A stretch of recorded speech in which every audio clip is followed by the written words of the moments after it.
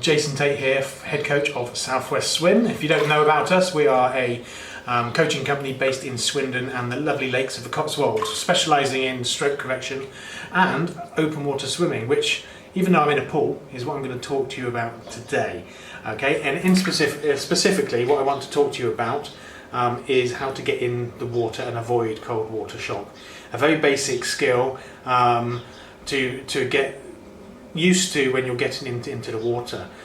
We're not coaching in the lakes at the moment in May and possibly June due to the coronavirus restrictions, but I am still very concerned about the safety of swimmers getting into the lake, and also we want you to have a good swim, and most importantly we don't want the rescue guys coming in to get you. Alright, so please have a look at this video, and we'll just talk you through getting into the water in as safe a manner as possible, so you can have a good swim and the rescue guys can continue watching you whilst they're drinking their nice coffees. Okay, so you have to imagine first of all that this is a sloped bank entrance. The reason I'm choosing that is because the lakes of the Cotswolds all have that option. So the first thing you're going to do is make sure you've got all your kit, hat, goggles, Garmin, toe float, etc., and head towards that water's edge. Now you've got to use your imagination on this bit, because I haven't got a sloped entrance here. I'm already in the pool. And what I want you to do is literally just walk into the water. Your toes will go in, you'll feel it's cold. Alright, don't worry about it. Your feet and your hands will get used to the water temperature quite quickly. And I just want you to walk in until your hip level. Nothing more, nothing less. Alright, so your hands are going to be in, your feet are in, and you're just up to your hips. Now, I'm going to show you this process reasonably quickly so you're not bored by me talking for about 10 minutes. Alright, so all I'm going to do now, when I'm ready, I'm just going to drop down to my armpits. No further, and this is what we call the moment, because the water will start entering the zip of your wetsuit and it will hit your skin on your back and it will be a moment. Alright? What I want you to focus on is your breathing at this stage and throughout the whole process. So I'm just going to be breathing in and nice and easily out. In and nice and easy out. Alright, so we're controlling that breathing and we're not panting and we're not going to it's cold. We're not doing that. We're controlling everything, and in colder temperatures that might be quite hard, but keep with it and go with it. After that I'm just going to drop down a little bit further and get my shoulders in, so the water is now going to be on my neck and possibly the back of my neck, but also it's going to enter through the suit a little bit more. Now, something to mention is that you'll see a lot of people grab the front of their suit like so and chuck a lot of water down the front. I don't believe in that method, and this is my personal opinion, but this is a method that I coach other swimmers to do. So we don't believe in that method because you're flooding your suit with water. Alright? And to me that makes me colder. By all means, for you, try both methods. Try doing that and try not doing that and see which one works for you. But for me, I never ever advise putting water down the front of the suit. Just my personal coaching choice. Okay. So now I need to get my hat on. A wet hat might go a bit wrong. So I'm just going to pop my hat on. You'll already have your hat on, by the way. Hopefully you will anyway. Okay, and I'm going to pop my goggles on as well.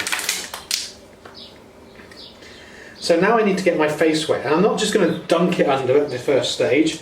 What I want to do is basically splash my face with water, and remember your breathing all the time. So we're remembering our breathing process. As I splash my face with water, I'm going to breathe out. Why? Because I feel that gives my body a nice natural feel of when my head hits the water. When my face is in the water, I want to be breathing out all the time, trickle breathing out. So I'm not getting that cold water gasp in. So I'm just going to splash my face and breathe out at the same time. I'll over exaggerate the noise for you.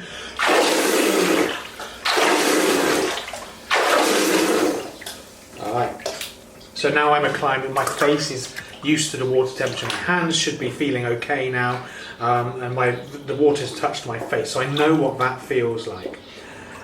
Second stage is I'm just going to lie on my back and float up. So this is demonstrating the wetsuit's buoyancy, and it's also getting the back of my neck wet, and I'm also putting a little bit more natural water into the wetsuit. on there. And then I'm just going to switch that round and do exactly the same and float up onto my front. Okay.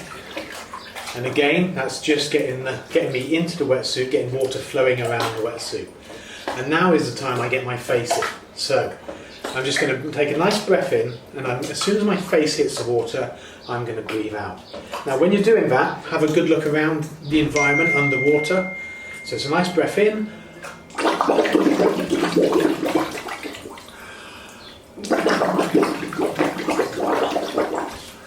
And I'll do that 3 or 4 times or 5 times, however many times I'm comfortable doing that, alright?